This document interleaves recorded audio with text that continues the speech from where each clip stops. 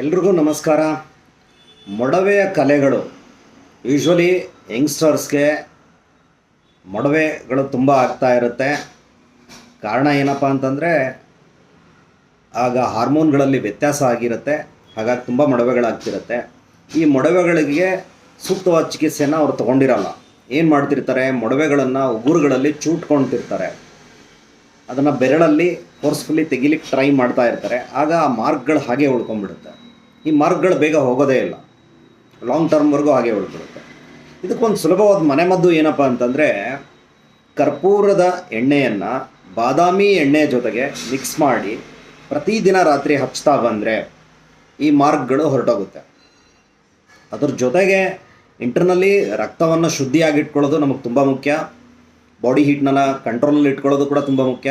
ಇವೆರಡನ್ನೂ ನಾವು ಬ್ಯಾಲೆನ್ಸ್ ಮಾಡ್ಕೋಬೇಕು ಫುಡ್ಡಲ್ಲಿ. ಅದ್ರ ಜೊತೆಗೆ ಎಕ್ಸ್ಟರ್ನಲ್ ಅಪ್ಲಿಕೇಶನ್ ಅಂತ ಬಂದಾಗ ನೀವು ಇದನ್ನು ಮಾಡ್ಬೋದು.